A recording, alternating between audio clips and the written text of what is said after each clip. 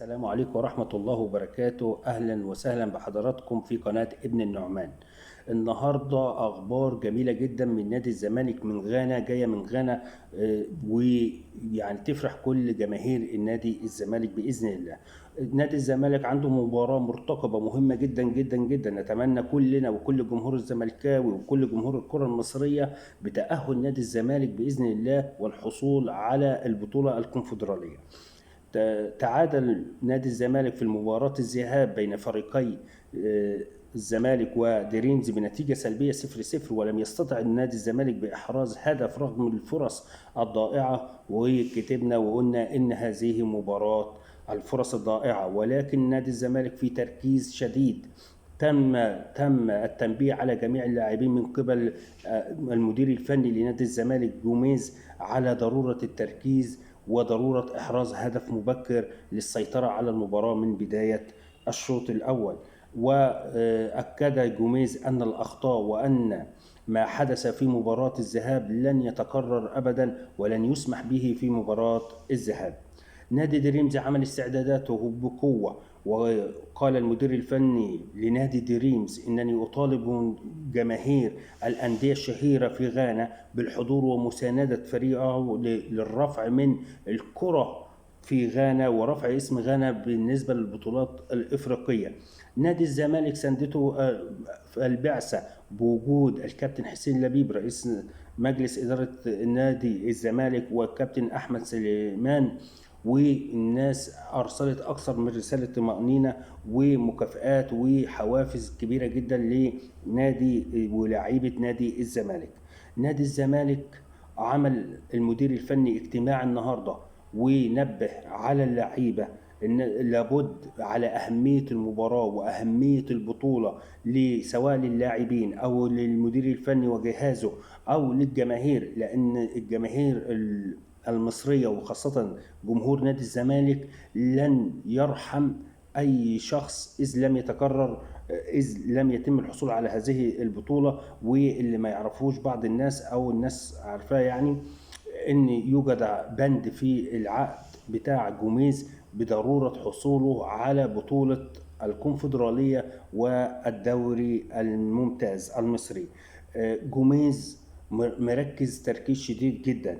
جوميز قال في المباراة السابقة ان النتيجة السلبية طبعا مش في صالحنا، وان اللعيبة ما نفذوش في الشوط الاول التعليمات، ولكن لعب النادي الزمالك في المباراة الذهاب الدور يعني الشوط الثاني مباراة قوية جدا جدا جدا، وقال لك ان الفريق يستطيع ان يبني على هذا الشوط في غانا. غانا طبعا او الدول الافريقية بمعنى اصح، هناك الظروف بتبقى صعبة شوية من ناحية يعني ظروف الجو والرطوبة والحرارة والأجواء ذات نفسها والملاعب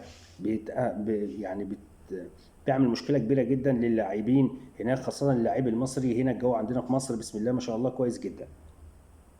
عشان كده أكد جوميز على الناحية البدنية للاعبين، وعمل برنامج مكثف مع مدرب الأحمال على ان هو لازم رفع كفاءة الناحية البدنية بالنسبة للاعبين المصريين، وبعودة الثلاثي المرعب الجميل جدا، الثلاثي اللي مش هيختلف عليه حد من مصر، احمد مصطفى زيزو، عمر جابر، اللي بيقدم مستويات ولا اروع ولا اجمل من كده في الموسم ده.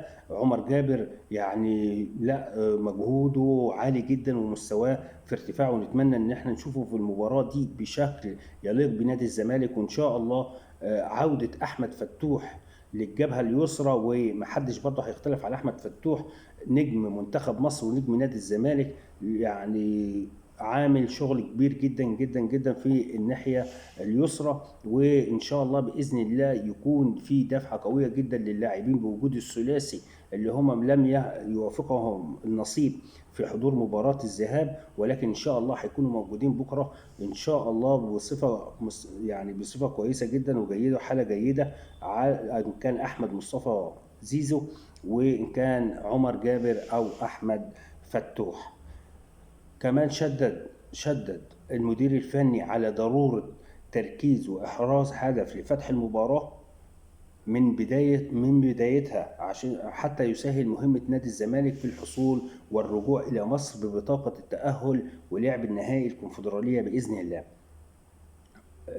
حضر الكابتن حسين لبيب وشجع اللعيبة وحثهم على أهمية البطولة بالنسبة لاستقرار الفريق، وما هي العواقب لا قدر الله إن لم يتم الحصول على هذه البطولة. إن كل الناس عارفة إن نادي الزمالك جاي من فترة فيها مشاكل وفيها عدم استقرار، ولكن الحمد لله الدنيا تمت يعني، والاستقرار بدأ يظهر، وبدأ يظهر التركيز والمستوى اللاعبين، وجوميز عمل شغل جامد جدا لرجوع مستويات بعض اللعيبة وحالة الاستقرار اللي بيعيش فيها نادي الزمالك. حسين لبيب قال لك لا على اللعيبة ان هي ما تشغلش بالها بموضوع القيد وايقاف القيد وخالد بوطيب، والقصه دي هتتحل ان شاء الله باذن الله باي طريقه من الطرق، بس هيتم حلها، ولكن التركيز على البطوله دي لان هيبني عليها الزمالك، وكل الزملكاويه بتمني النفس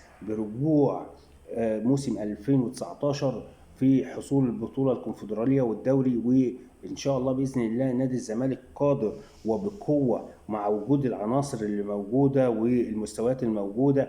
ان شاء الله باذن الله نادي الزمالك يستطيع ان هو يحرز هدف في بدايه المباراه ويعزز بالثاني باذن الله ان شاء الله يعودوا بالتأهل. هناك استعداد قوي جدا ايضا من فريق دريمز وضرورة تركيز واحراز هدف. المدير الفني لفريق دريمز قال لك ان انا عارف نادي الزمالك نادي تاريخ ونادي كبير جدا، وانا احترمه بشده ومذاكرينه كويس جدا وعارفين نقط الضعف ونقاط القوه، وهلعب على هذا الاسلوب، وانا ان شاء الله باذن الله استطعت. وكان فرحان جدا وهو بيتكلم في مباراه الذهاب ان هو استطاع بتحقيق نتيجه في صالح في صالح فريقه، ان انا اتعادل في وسط ملعب نادي الزمالك ووسط جمهوره وعلى بلده بنتيجة 0-0. صحيح ان دي نتيجة تعتبر خسارة لنادي الزمالك، ولكن نادي الزمالك ايضا له حظوظ كبيره جدا بهذه النتيجه. قلنا اتكلمنا ان في 3 سيناريوهات، يا اما التعادل بنتيجه ايجابيه حتى 1-1 هيتاهل نادي الزمالك باي نتيجه ايجابيه هتاهله، او بلعب ضربات جزاء ودي ما حدش يتمناها، او اللي الكل بيتمنى ان نادي الزمالك يفوز باي نتيجه للمباراه هناك، وبالتالي هيكون نادي الزمالك ان شاء الله يصعد ويتاهل النهائي بإذن الله تعالى، وتكون البطولة وكل الدعم وكل المساندة لجمهور نادي الزمالك. ونتمنى إن شاء الله نشاهد مباراة طيبة بإذن الله. صحيح هي هتلعب هناك العصر، ولكن هتكون بتوقيت القاهرة الساعة 7 يوم الأحد بإذن الله. أتمنى التوفيق لنادي الزمالك وكل الدعم وكل المساندة من جماهير نادي الزمالك، وإن شاء الله يعني أتمنى اللعيبة العودة من الإصابة يكون لها دور فعال، وإن شاء الله بإذن الله الأمل كبير، والسلام قبل الختام.